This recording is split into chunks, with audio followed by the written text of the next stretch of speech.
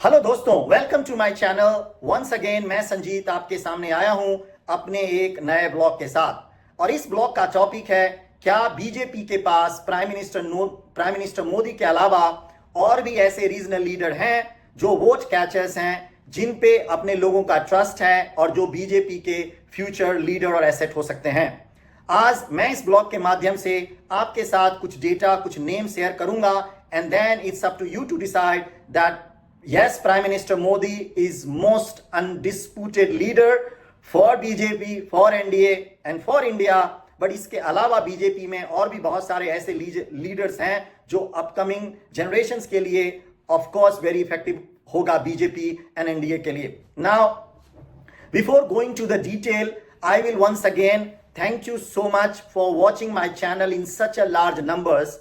और दूसरा, यदि आप इस तरह के कंटेंट पसंद करते हो और आप चाहते हैं कि मैं आपके लिए इस तरह के content on a regular basis लाऊं, then please like, share and subscribe and share with your friends and family. Now come directly to the straight content. So of course prime minister Modi is the number one leader, but उसके बाद यदि आप states में जाएं, मैं centre के कुछ leaders like Amit Shah and all, मैं उनको थोड़ी देर के लिए छोड़ रहा हूं, but now you come to the states.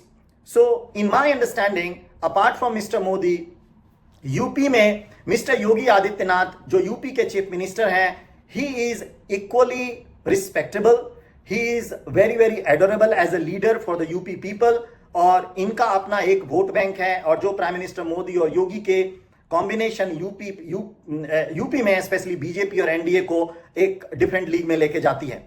Now come to the south, Annamalai. Yes, Annamalai factor, मैंने इससे पहले एक ब्लॉग भी बनाया था, Annamalai factor in Tamil Nadu, and I still believe that Mr. Annamalai is the biggest asset for BJP to spreading their base in Tamil Nadu and in Karnataka. और तमिलनाडु और कर्नाटका दोनों स्टेट के लोकसभा सीट्स को आप मिला दो तो that's almost around the यूपीज number of seat. So future के लिए आप अन्नामलाई को देख सकते हो that he is very growing fast, very dedicated and very very respectable leader, especially South India is concerned, but in my understanding he is also gaining a lot of attraction in North India as well. Now come to the third in my list is Mr. Himanta Biswa Sarma. ये कांग्रेस से आए हुए deputy chief minister थे, जो पहले BJP में आने के बाद डिप्टी चीफ मिनिस्टर हुए एंड नाउ चीफ मिनिस्टर।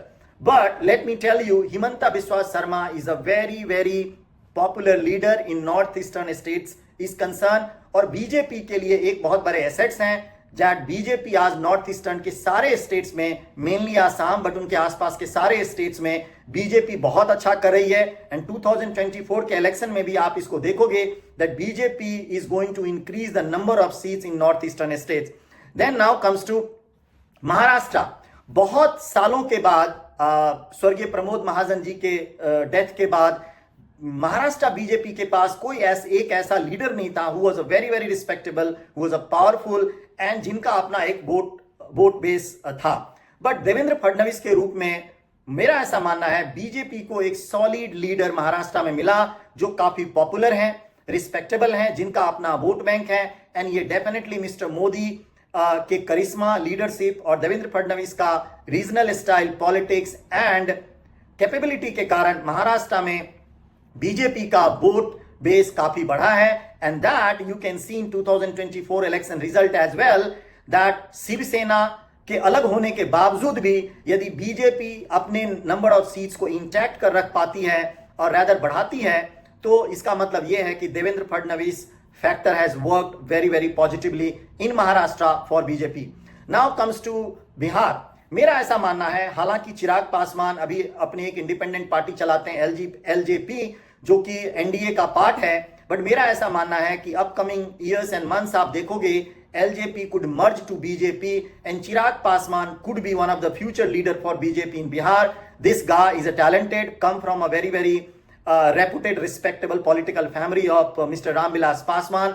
और बीजेपी का जो अपना एक वोट बैंक है, जो स्पेशल कास्ट के वोट बैंक है बिहार में, मुझे ऐसा लगता है कि he is going to fit for that role. और prime minister Modi and top BJP leadership उनको मुझे लगता है नर्चर भी कर रहे हैं उस डायरेक्शन में।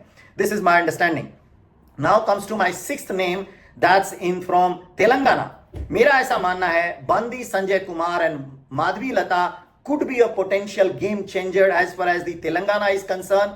बिकॉज अभी बीआरएस पार्टी के प्रॉब्लम में आने के बाद now Congress is ruling in A state in Telangana, but यदि फाइट बीजेपी और कांग्रेस में होती है, जो कि फ्यूचर में होगी, तो मुझे लगता है माधवी लता, जो इस इलेक्शन में काफी लोगों ने गौर किया होगा, उनकी personality, the way she speaks, the way she carry herself, और बंदी संजय कुमार जो एक रिवोल्यूशनरी टाइप के लीडर हैं, वो एक स्पेसिफिक कास्ट बेस से आते हैं, और इन दोनों का कॉम्बिनेशन बीजेपी के लिए अपकमिंग असेंबली इलेक्शन में is going to be a very very powerful combination.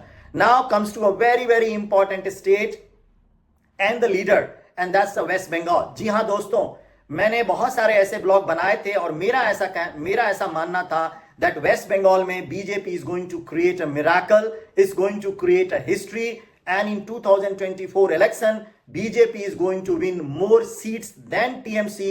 और मैंने इनिशियल प्रोजेक्शन किए थे 22 seats to 24 seats, but as the election has progressed, in my understanding BJP is going to increase the number of seats what I projected before, and that could come around 26 to 28 seat as well.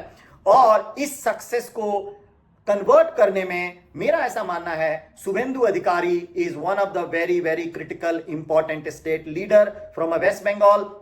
हालांकि ये TMC से आए हैं, लेकिन जिस तरीके से ये ममता और उनके भतीजे को घेर रहे हैं और जिस तरीके से अपना एक specific vote bank specially in the Medinipur and Jangal Mahal इलाके में इन्होंने क्रिएट किया है, इवन कैलकाटा और आउटस्कर्ट के इलाके में भी इनका अपना एक स्पेसिफिक वोट बैंक है. ये अग्रेसिवली बातें करते हैं. He knows all the tricks which the TMC and the party has, and they talk in a very very specific way.